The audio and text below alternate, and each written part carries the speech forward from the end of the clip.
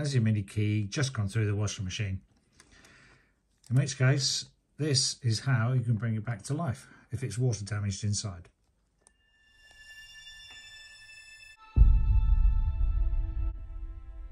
We need to dismantle it, so first push that little button in and remove the key from the end. Then we need to prise off this little metal ring, which we can do just by pulling it apart.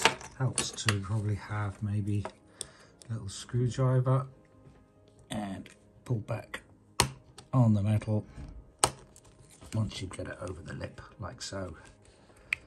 Pull it a bit more and that just pops off. Then we have to try and split the case, which is glued together. So what seems to work is pushing a screwdriver in the end part here. Let's just zoom in there. And then you can start to break the case apart. Have to go around forcing it apart. Let's try a bit more of the other side.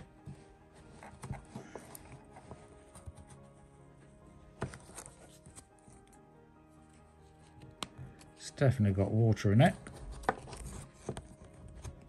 Unfortunately, despite all the effort they put on the case, it looks like the button area is not waterproof protected.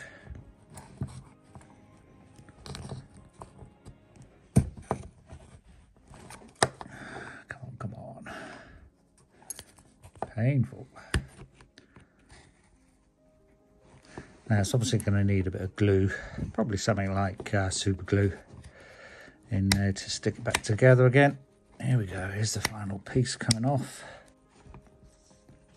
Still stuck in there. And we'll have to work on it from this end, I think.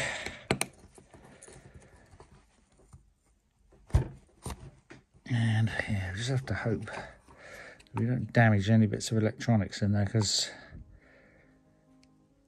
annoyingly the electronics is very close to the edge, which is not a very good design. Right, let's try that now. Oh, that's interesting actually, that bit, not sure where it separates, because that bit seems to separate from the square bit. This bit seems to be joined onto it, so I'm quite sure what's the true arrangement, but we'll just force that off like that, I think. Right, so there is the innards. Looks a little bit damp. And this side is actually looking wet. Obviously, as I say, comes through the buttons.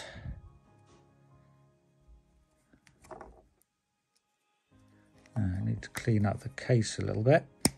And then we need to dry this out, and then we'll use the trick that I've used before on key fobs that go through a washing machine, or drop in water, toilet or something, I don't know. And that is to use something like WD-40, because that's an oil that's specifically for expelling water. Normally it's used on cars to get water off your ignition system, to help it start where your ignition leads have got damp. But of course you want to do exactly the same with the key fob. And the trouble with electronics is that if water gets across some of the terminals, like around these chips, the water can get underneath. The contact areas can react electrolytically and start shorting out the pins. So what we have to do is get a toothbrush or something. Let's just see if we've got any signs of corrosion there. Zoom in a little bit. Got some white something on there. Often it is white. Yeah, looks like there's some signs of corrosion there. Those pins where you got the white stuff around it's probably got a reasonable voltage between the two pins. Similarly over there, I think. So I'm going to need to give that a good brush with a toothbrush and a good spray with our WD-40, try and remove that white sort of powder, and also to try and squirt as much as we can underneath the chip to expel water as well. I'm not sure how successful this is going to be. As I say, it has worked in the past on different designs on Rover keys, Land Rover keys, but this is the first time we're doing a mini one. You can see some more electrolytic reaction stuff there, little white powder stuff. I can't see any damage on any of the components from opening the case, fortunately. So I hope we're going to be good to go. Not sure whether that button is maybe damaged. Let's see if it still works. Does seem to. And the corner looks, I'm not sure what's meant to be all squashed off like that. It looks like it got a bit damaged there. It might need a bit of repair. We'll have to see what goes on there. Normally on these buttons though, you have two contacts for each side of the switch. So if one is missing, which might be the case, then the other one should still work. And let's see if the battery got shorted across. To actually remove the battery, you've got to desolder it from the board, which is a bit of a pain, but in the meantime, we'll just measure on a multimeter whether that's actually got any voltage on it and whether it's worthwhile changing that battery. Not sure whether that's a rechargeable one or not. Probably look up the number on it once I got that piece of metal prized off it. Might well be a rechargeable one. Let's see if it's got any voltage. Not very much, 2 volts. I did see on the battery it says 3 volts. So it has obviously lost some of its charge with some of the shorting that's going on the board there. To charge it, you have to put it back in the mini socket on the car. So you can see there, the battery type is well, let's try and focus in a bit better. There we go, VL2020. You can see top of the battery. And if you look on Amazon or eBay, you'll easily get a replacement part. It is a rechargeable battery, and it is 3 volts. Yeah, you can see just about in there. Probably, there we go, 3 volts. Just about see underneath where it says Panasonic.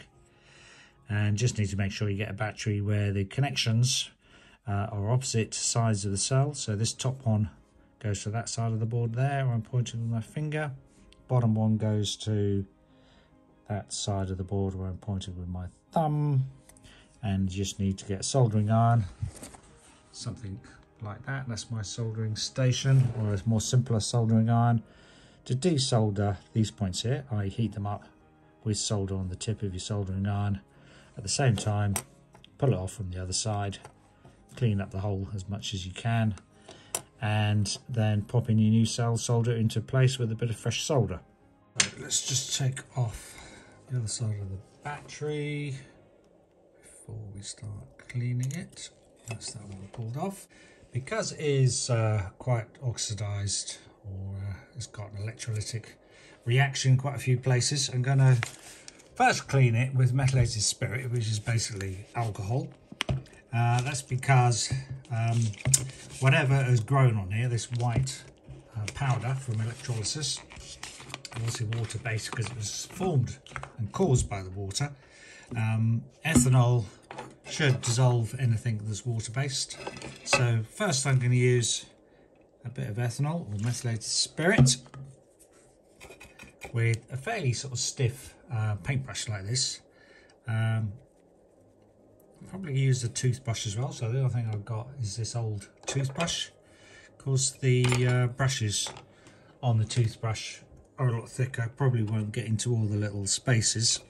So I'm going to do it with both of them. I think I'll use the toothbrush first. Finish up with the final one. Don't want to press too hard because there's some quite delicate components on this circuit board. Now that's a nice little clean on that side all over. You see we've got a tin to hold our liquid. Probably better to do it outdoors because it's a little bit smelly, but too cold outdoors at the moment. Right, that's that cleaned up. And we'll just dab off any excess liquid from that. And then we're going to use our WD-40, or you could probably use a generic lookalike. This one, GT85 lubricant. I suppose what you want to look for is something that says water displacer. WD-40, yeah, also says dries out moisture. Probably doesn't matter which of those I use. Let's use this one.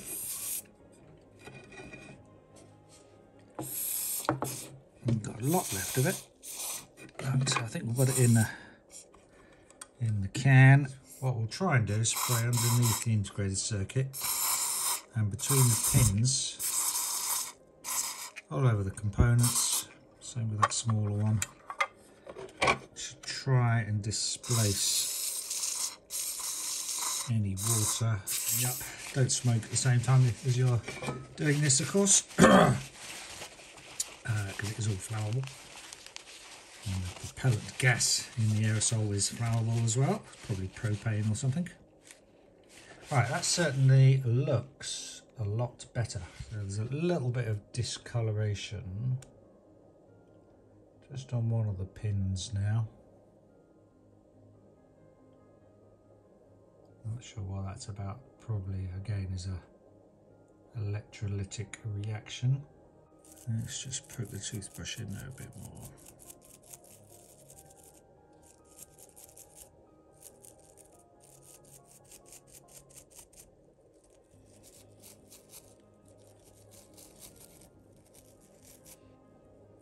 A bit more spraying because I had mess on my toothbrush. Dab that up again, and then on the radiator, and then we'll reassemble it, preferably with a new battery. And got to fix that switch. If I can't fix it, what I'll do is desolder the four corners, zoom in again, of this other switch. It's just a surface mounted, surface soldered switch. Move it over to this one because the right hand button is for opening the boot, which is not so important as the lock and unlock buttons. So anyhow, there's something for you to be careful of when you're taking your case apart. Watch out for these buttons. A bit of a stupid design, having the edge of the case so close to the circuit board. The MG Rover one was better in that respect, which is the other one that I fixed. It also went through the washing on a full wash cycle. So that's for the moment our old battery refitted. I actually charged it up overnight on this power supply, just a few milliamps, connected direct to the battery, a set where the voltage set at about 3.6 or so volts. Measured the current going into it, as say 2 or 3 milliamps wouldn't have done it any harm, and it charged to just over 3 volts, 3.2 or something, which is fine for testing it out. No point spending lots of money on, or a small amount of money on, a new battery if the module is actually not working anyhow. So let's just see if we've recovered it. So I've put the old battery back on. If you have trouble getting the pins of the battery through the circuit board, hold a soldering iron onto the metal of the pin, either on the top or on the bottom, until it melts the solder and then it pops in. If you've never done soldering before, it's worth practicing on a few bits of wire or old circuit board if you can find that.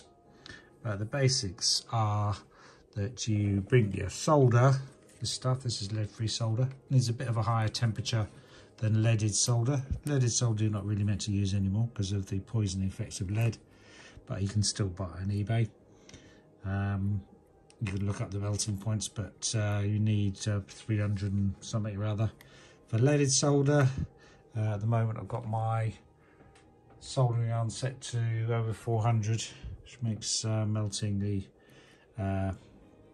this lead-free solder a bit easier.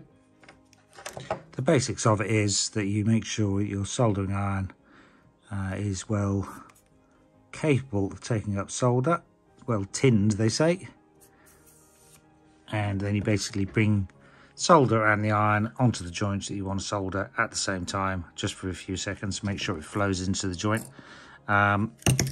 Video went a bit wrong when I was trying to show exactly doing that, and I've already done it. So those are the solder joints done. But if you want to learn how to solder, look up on YouTube. I'm sure there's plenty of other videos. And as I say, practice on a bit of board or something if you really want to. Can't go too wrong because it's quite a basic bit of soldering. So let's go and just temporarily pop it in the case, see if it actually has been recovered, see whether it works. So I'm going to just line up the buttons on the case with the buttons on the circuit board, and you can see I managed to recover that slightly damaged button there. Just managed to get a bit of plastic and melt it over the corner. You can hear it clicking, they all click okay. And after I connected the battery on the board, I also measured the voltage of it, which is still over 3 volts. So I'm rather hopeful that I don't have to spend hundreds of pounds at a BMW dealer for a new key. Here's the car, obviously dark outside. Let's press the button. Yes. And there we go, the fob has been recovered. So next we'll reassemble it properly, make sure that it fits in the slot on the car, and the car starts. So to fit them back again, obviously going to have to glue them. There's my little pot of super glue, and if you look at the case, then they obviously were glued, because one's got a recess, and obviously plastic from the other side goes into that side, and you can see that some of it's left in there. To have a decent looking fob, probably be better to have a new fob case, which you can buy. I've seen them on eBay. Put some links in the buying description if they're still around. So it's not going to look 100% if I just glue it back together, but for the moment that's what I'm going to do. So that's the fob all reassembled. If you super glue to glue the case back together again, probably worthwhile having some super glue remover in case you get it on your hands or on bits of the case. It does rub it off. And also it's useful to have a scalpel. You could use a Stanley blade just to trim the male parts of the case that go into the slot on the other half of the case. Goes together a little bit easier then. And just to check that it works inside the car slot, pop it in and the car starts. So the key is fully operational. Okay, thanks for watching. Good luck with yours. Bye.